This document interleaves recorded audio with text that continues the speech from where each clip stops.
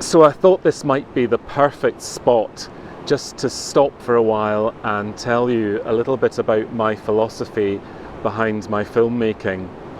So through the years, and I'm sure you can relate to this, we all have our ups and downs, and my resort was to go straight to nature.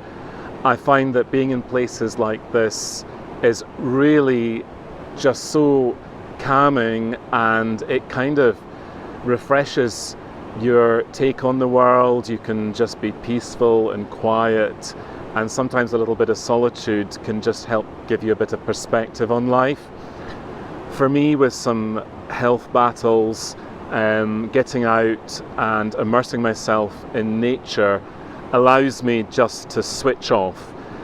When you look through a camera, it's almost impossible to have all that chatter going on in your head, and that is a wonderful, wonderful thing to have, a hobby that allows you just to switch off and immerse yourself in the beauty of nature and the wonders of nature.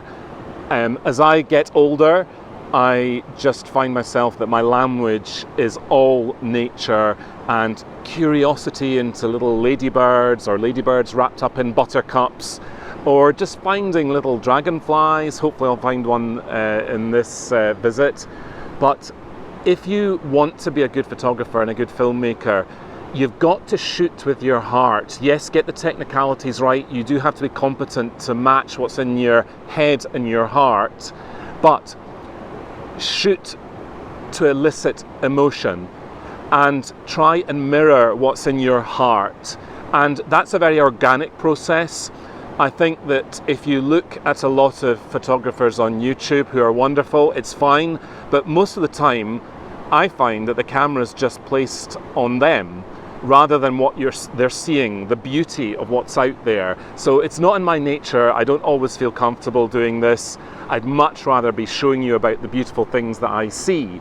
But I just thought it would be nice just to stop and tell you that very much in my heart is filmmaking and photographs to express the way I feel.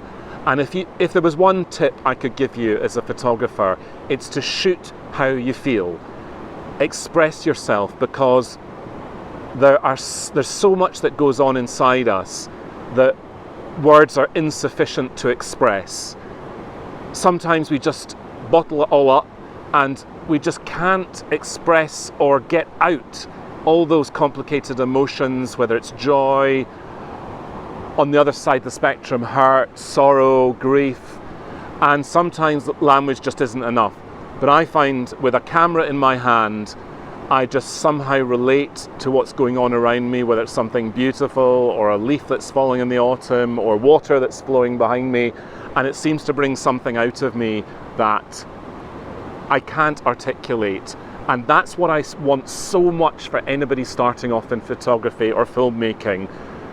It's taken me a long time to realize that that was what I was doing. I was simply shooting how I feel. And if you can start off and make sure that when you point your camera at something, you ask yourself, what am I saying with this photograph, or what am I saying with this film? Then you are winning. You're a long way there to actually creating some emotion and sharing how you feel. And if you can do that, it's a great, great way to live your life and to be artistic.